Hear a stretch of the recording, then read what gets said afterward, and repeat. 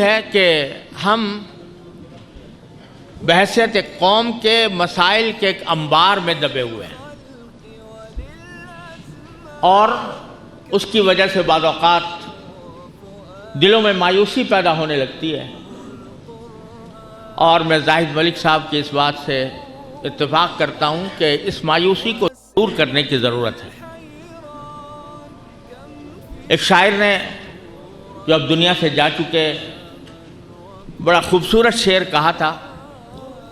کہ ظلمتوں کا جو بول بالا ہے، ظلمتوں کا جو بول بالا ہے، کوئی سورج نکلنے والا ہے۔ اللہ تبارک و تعالیٰ کی یہ سنت ہے کہ تاریکی آتی ہے تو پھر سورج بھی نکلتا ہے، پھر دن بھی آتا ہے۔ اور قرآن کریم میں اسی لیے وَاللَّيْلِ إِذَا يَغْشَىٰ وَالنَّهَارِ إِذَا تَجَلَّىٰ دونوں چیزوں کا ایک ساتھ ذکر کر کے فرمایا کہ رات نہ ہمیشہ رات رہتی ہے نہ ہمیشہ دن رہتا ہے، یہ آنے جانے والی حالات ہیں جو تبدیل ہوتے رہتے ہیں۔ انشاءاللہ تبدیل ہوں گے، انشاءاللہ سورج نکلے گا، بشرطے کہ ہم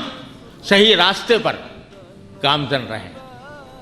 ہمارا مسائل کے اتنے سارے انبار میں جو بنیادی چیز ہے جس کی وجہ سے ہمارے مسائل حل نہیں ہو پا رہے، میری ناقص رائے میں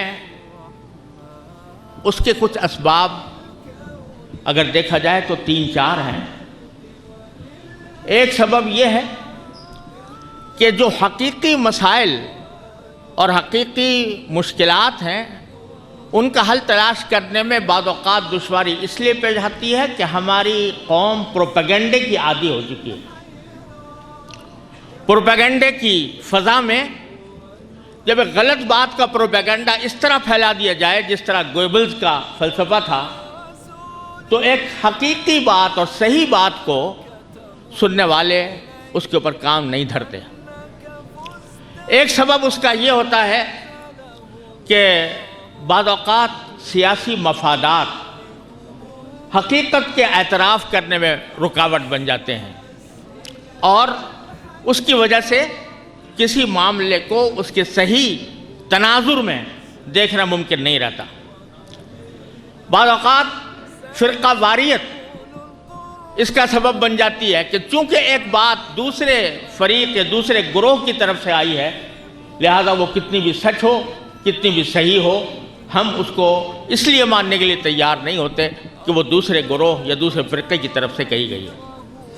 یہ اسباب ہیں جس کی وجہ سے ہم حقائق کا علمی طور پر تجزیہ نہیں کر پاتے اور ان کا